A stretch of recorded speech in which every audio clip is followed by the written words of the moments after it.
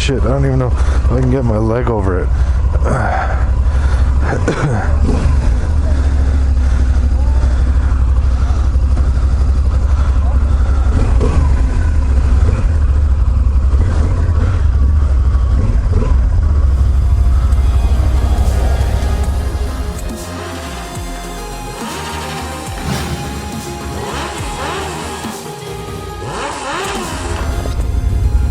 So, this is the Yamaha Super Tenere. Peg placement makes it a little awkward to sit flat foot. Again, I can flat foot it fairly decently. Mirrors are, again, pretty darn good. Yeah, it's got an adjustable windscreen. It's got pass signals. Oh, it's got cruise control. I'm not sure what that is. Standard. Oh, suspension changing. Standard. Let's switch it to standard. Wow, it's got a lot of power. Super comfortable. Wow, this is an adventure tour and a half.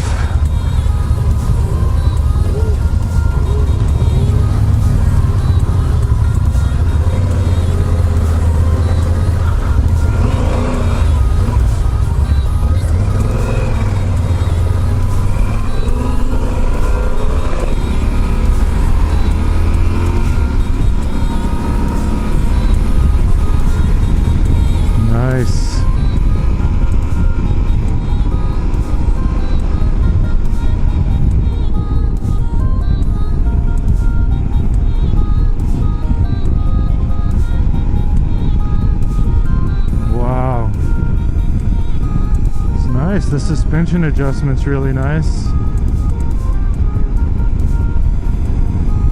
Wind is minimal.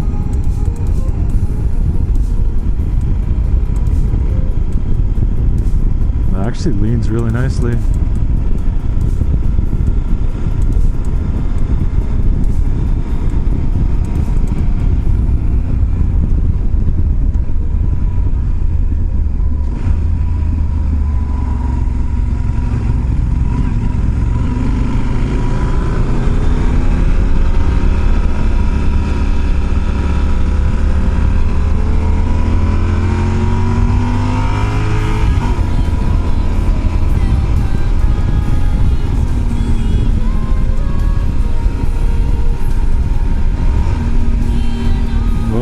Dirty.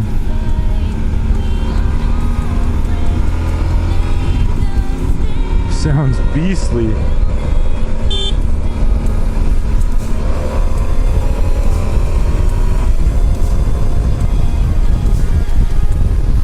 Really, actually, rather flickable for a huge bike.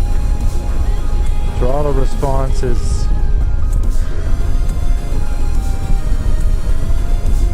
wow, it's so big.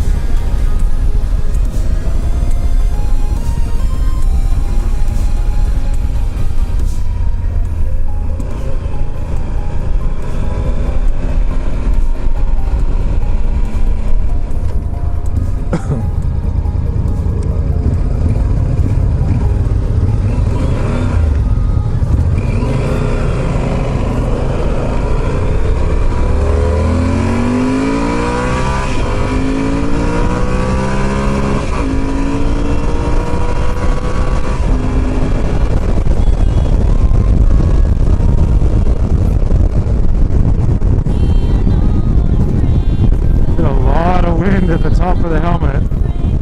I guess if I adjust that visor,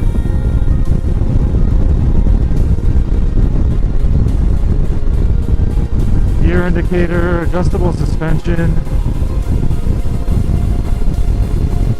This thing is a beast. Wow, comfort. I could see myself going days on this thing. The seat is super comfy. The pegs are cushioned. Got power modes as well. I'm not sure what T is. S, T, S and T.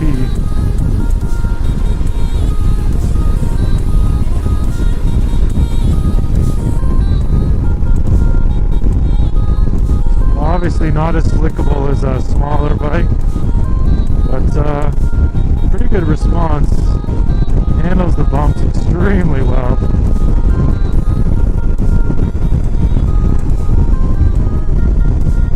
Yeah, I mean, I've done some 8-hour, 10-hour days, and I gotta say, on a bike like this, I think I could go a lot longer. The seat is super comfortable. It's amazing. Yeah, definitely a pretty big bike, but at speed it doesn't feel like it. At speed it feels incredibly comfortable. I do want to adjust this windscreen up for the next stretch of it. But I mean, 6th gear, this thing just cruises. I'm guessing it doesn't come optional with heated grips, but this cruise control is a nice touch.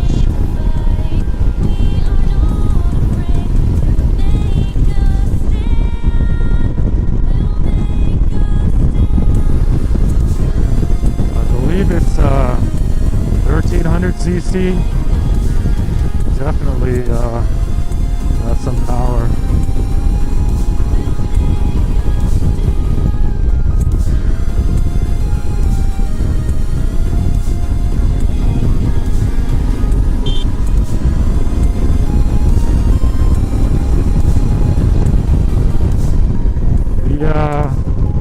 The hand guards really make a difference with the wind.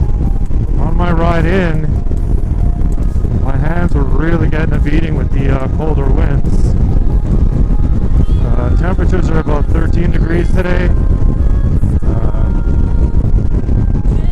and the wind, the handguards really break that wind up.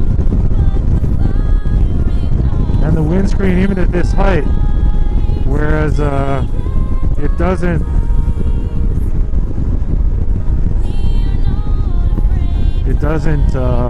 stop from hitting the top of my helmet. It really does a great job of protecting my body from the cold.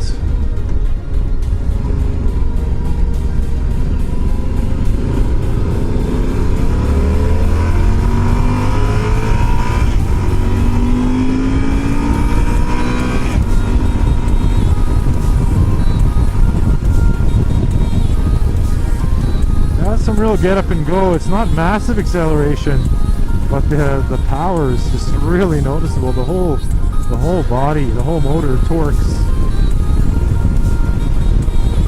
but it does it so effortlessly. It really doesn't seem like it takes much at all to get her going. And she does lean in pretty good. Really wish these roads were a little bit on the drier side, but even without it,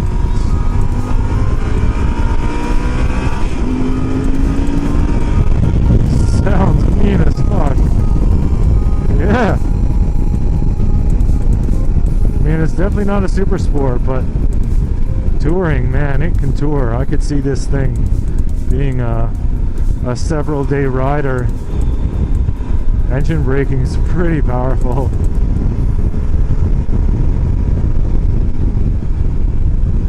Yeah, the bumps are really not an issue on this thing. Kind of head for them and see what happens. Really nice. Red line is about probably 9.5, 10 possibly. Says 10 on there, but I don't know. Suspension's pretty cool. Let's change it to hard and see how she does. Suspension adjustment on the fly. Oh, definitely feel it more. And she moves a little bit better.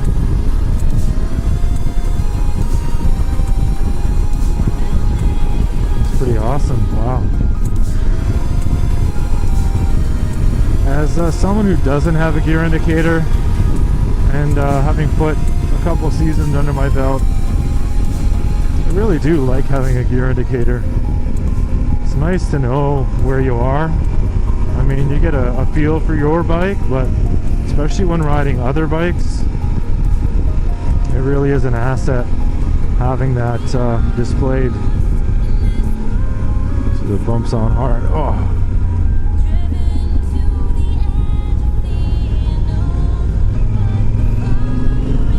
Because cornering on one of these, because of the high center of gravity, it really does take some balls to... Oh, that's not bad at all with that fucking suspension.